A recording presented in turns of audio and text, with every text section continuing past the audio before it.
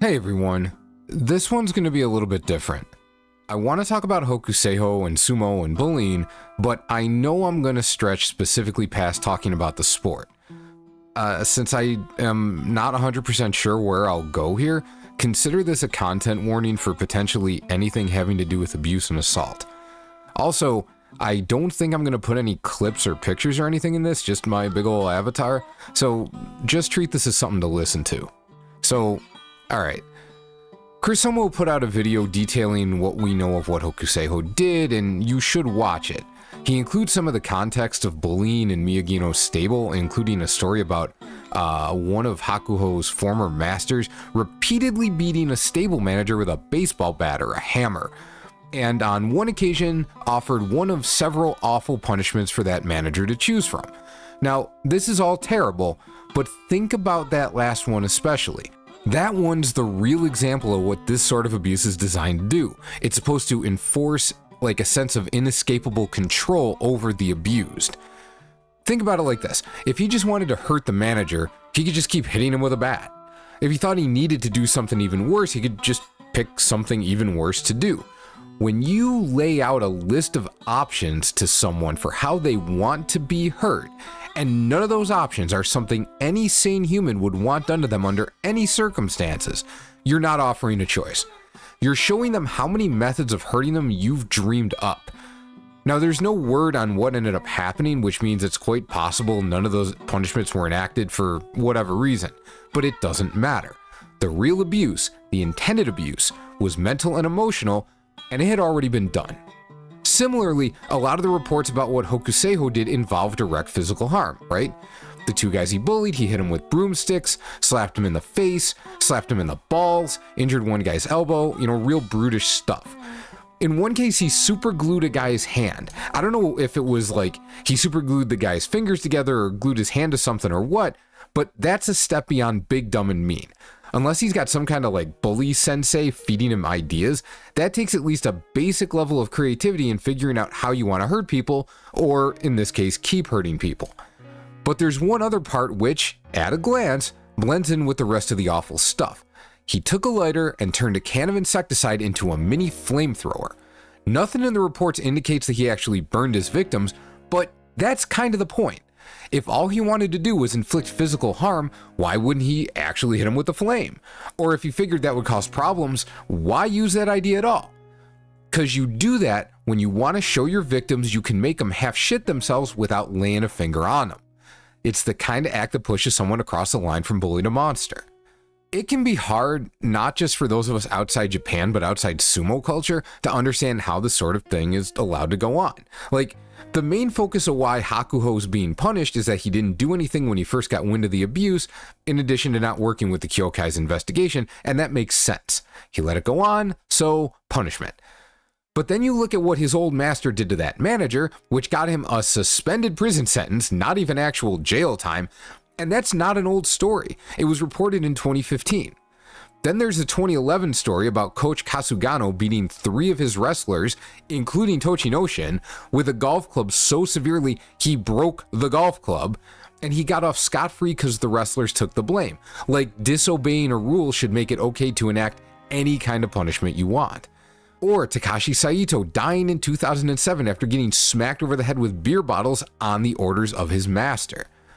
All of this happened during Hakuho's career, so it's entirely possible Hakuho heard the story of what happened to his stable up to that point and was like, well, yeah, that's sumo life.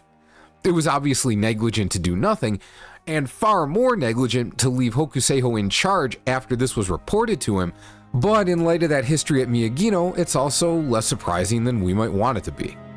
But then we think of it like that, and it's easy for us to make the mistake of saying, man, sumo culture is messed up for all this bullying and abuse, when bullying and abuse are everywhere, and the only real difference in most cases is the form. Think about it like this. Number 1, this issue at Miyagino was investigated due to social media reports, and far as I can tell, partly came to this conclusion because of CCTV footage from the stable. Without requiring the whole stable to talk about what happened in some sort of visual evidence, Hokuseiho could still be free to terrorize those wrestlers. Sounds a lot like how we treat sexual assault victims, doesn't it? People, mostly but not always women, who tell their stories routinely get doubted due to lack of evidence for something that nearly always happens behind closed doors, with no way for evidence to exist and no one around to vouch for their stories. On top of that, part of what makes abusers in sumo able to get away with so much for so long is that the only way to get away from it, if no one in leadership is willing to stop it, is to quit. You have to throw away all the work you've done, your career to that point, and what career you might have in the future just to stop being bullied. When all that's on the line, guys are going to put up with a lot more, which gives their abusers incredible leverage. Boy, that's awfully reminiscent of a lot of domestic violence cases, yeah? When we find out someone put up with lengthy, systematic abuse, we tend to assume it was out of fear for their safety, cause it is frequently true, but there are other reasons they stay. You get connected to someone, and sometimes just the amount of time and effort you've put into the relationship makes it feel like you don't want to give up, especially if your partner wasn't always the kind of monster they are now. Then add in if you got kids, or if things worked out so you're financially reliant on them, and suddenly that abusive partner has an awful lot of leverage.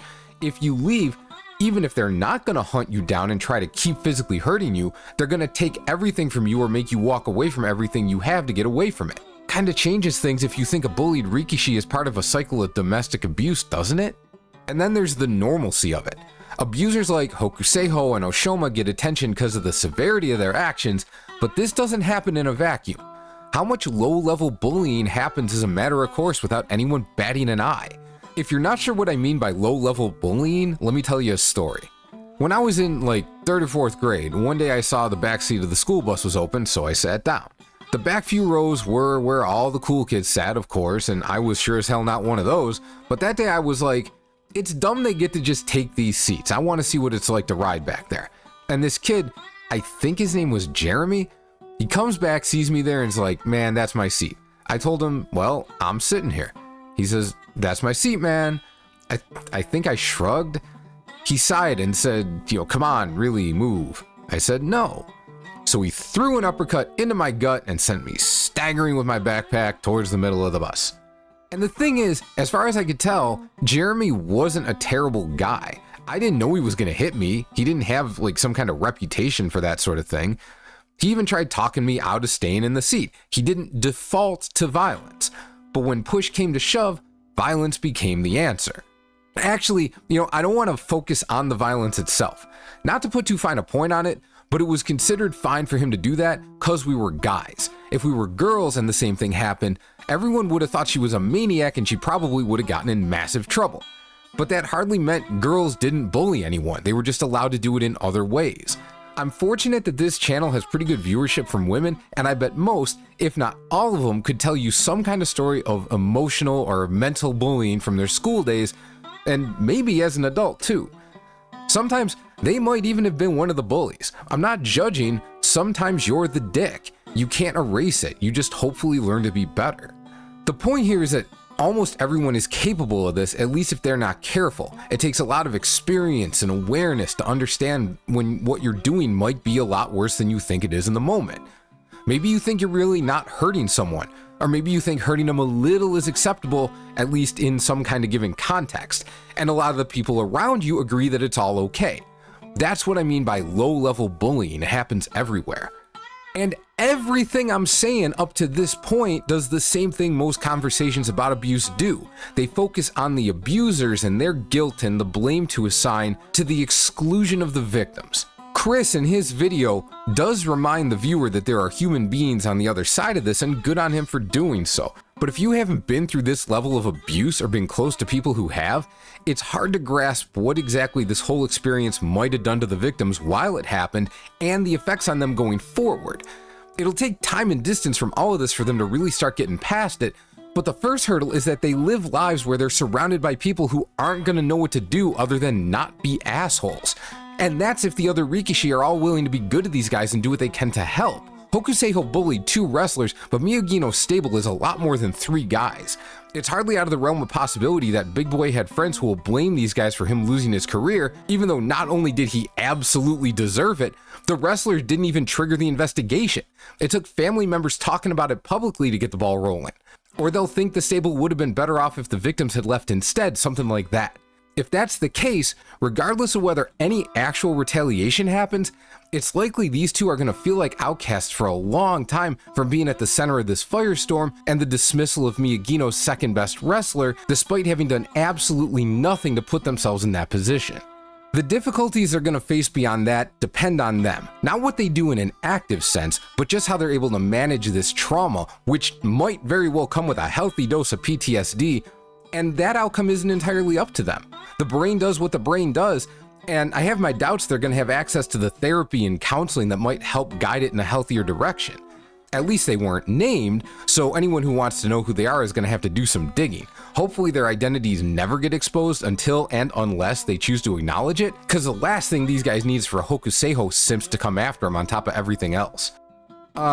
Anyway, I think that's all I have to say. But listen, look, I know this is going to sound a little weird, but if you want a place to hang out with sumo fans that doesn't have any bullying or toxicity or anything like that, you should honestly check out the Road to Yokozuna Discord. I'm not advertising the game, I don't care if you play. I'm just saying it's a safe place to hang out and talk about the sport without any macho ass bullshit. A pretty good percentage of the players are trans or non-binary, and I'll tell you, if you want to make friends with people who understand what it's like to have the worst humans try and push you around, get to know people who don't conform to gendered expectations. They get it, and the places they hang out tend to have a lot of people who get it as well. So, we've got the channel's first book review coming soon. That's exciting. Banzuke Breakdown is going to be on the weekend, as soon as I can get it done after the Banzuke is released. Other than that, hey, thanks for hanging out with me for a while. I'll see you later.